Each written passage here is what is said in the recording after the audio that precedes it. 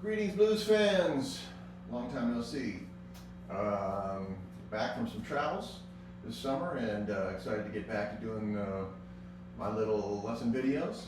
Anyway, I had this thought yesterday and thought I would share with you guys and that thought is the power of sixths, thirds, and sixths in your playing, both in rhythm and in lead. So I thought maybe I'd show you a few ideas and maybe you could try to implement these in your soloing.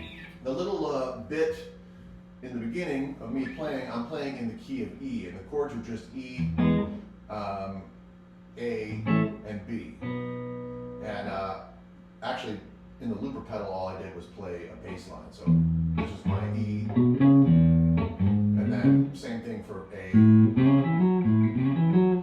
B.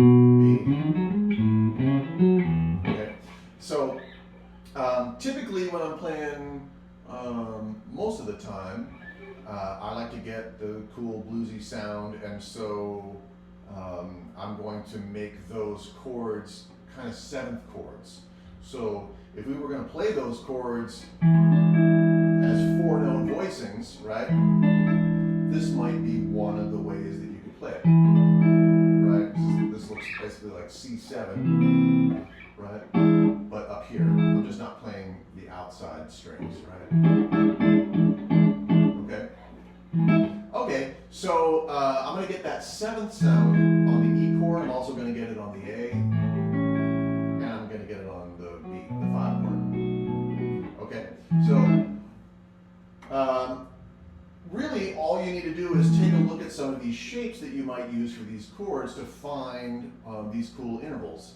The interval of a sixth, right? We hear that all the time.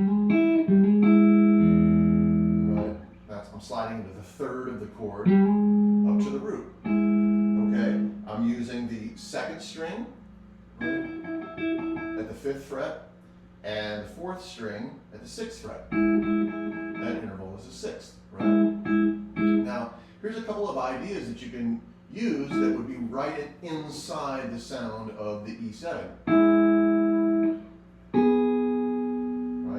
There I'm playing the same strings, the 2nd and the 4th string, but I'm playing it at the 9th fret, right? I can go up to the 1st string and the 3rd string here, and then if I stay on the 1st and the 3rd string, I could play, right, that is 10th fret on the 1st string, and the 11th fret on the 3rd string. So now we've got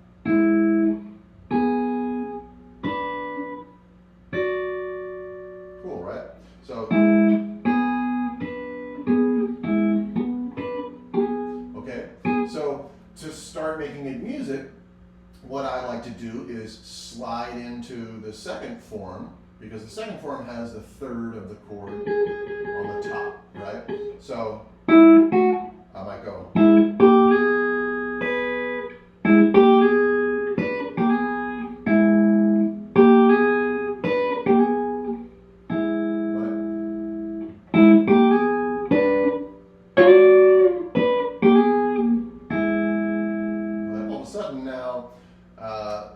We're beginning to kind of put some emotion, some feeling, some melody, some voodoo on it, right?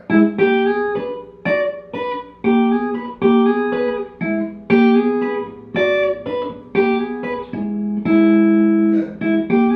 Now, here's what I like to do when I'm practicing is I like to limit myself with certain choices. So in this particular case, we're playing in the key of E, right? And I've got these kind of cool voicings that I just showed you. Well, what are the voicings that are right next door or in this general neighborhood for the A chord, right? Whoops. Right, well, I can play at the 5th fret, the 2nd and the 4th strings, right? I can play the 2nd and 4th string here, where I've got the 8th fret on the 2nd string and the 9th fret on the 4th string, right? I can move up to the 1st and 3rd string sets, right? There's that classic lick where I slide into the 3rd and play the root, right? I'm at the 5th fret on the top string and the 6th fret here on the 3rd string, right? And of course, we've all heard this move, right?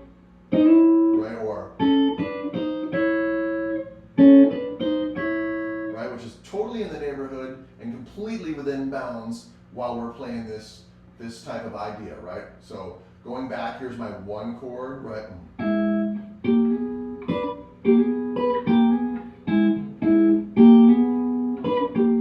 Here's my 4 chord.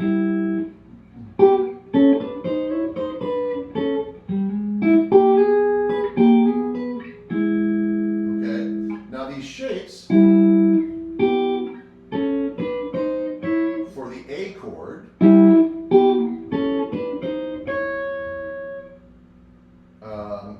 repeat themselves up 2 frets for B7, the 5 chord.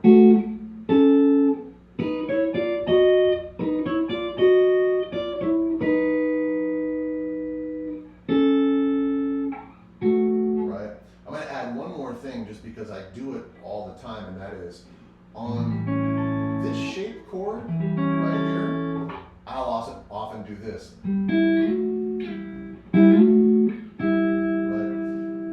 Heard that idea a million times. You hear T-Bone Walker do the full chord version where he goes, right? But I'm just using the 2nd and the 4th string, right? Sometimes I even do it the way I just showed you, under 1 finger.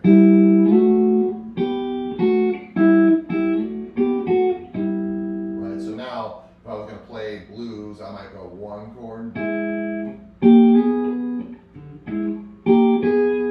again.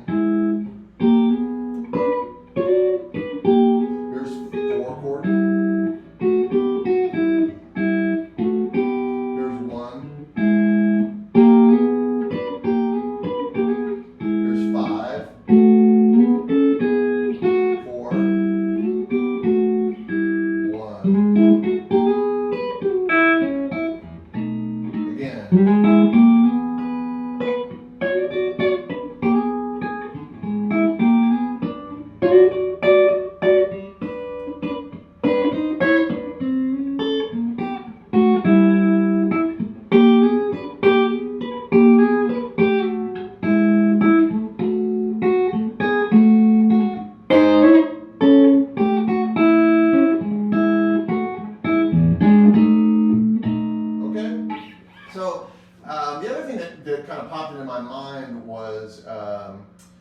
was sort of about chord melody.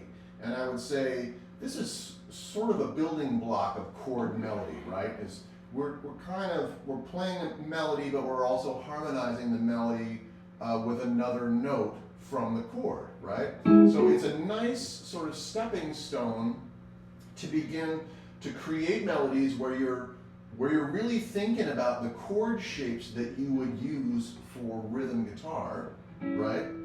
And pulling simple melody and one harmony out of those chord shapes, okay?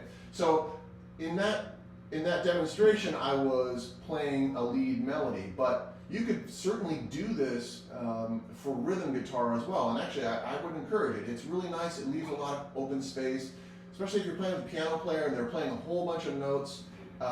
Playing these types of ideas where you're just playing 6, right, can add really nice color and subtle melody and support to a soloist or a singer. Okay, I had mentioned at the beginning of the video about thirds. Same idea. What I actually do is mix up 6 and thirds all the time. For the sake of time, let's just show you a few ideas in thirds, okay? So here's the 1 chord, right? Check out this third right here. I'm playing, right? I'm playing the 1st string at the 7th fret and the 2nd string at the 9th fret. And those are actually the 3rd and the 5th of E7. So, right? Sometimes I like to walk that down to this, where I'll go, right? This is the root of E. This is the 3rd of E, right?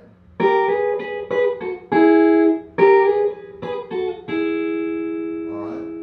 You could do the same type of idea for an A here.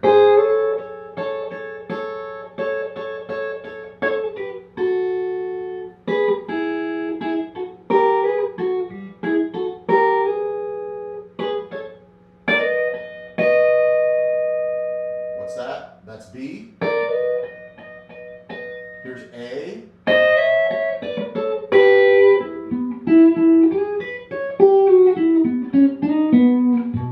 Okay, so those are just a couple of ideas. Of course, there are tons of them, and you can play them in any key and in any position. I just happen to randomly pick these grip chords, this E, this A, and this B, right? But you could make stuff up by playing around, this E, right? Or you could make it up by playing around this E, right?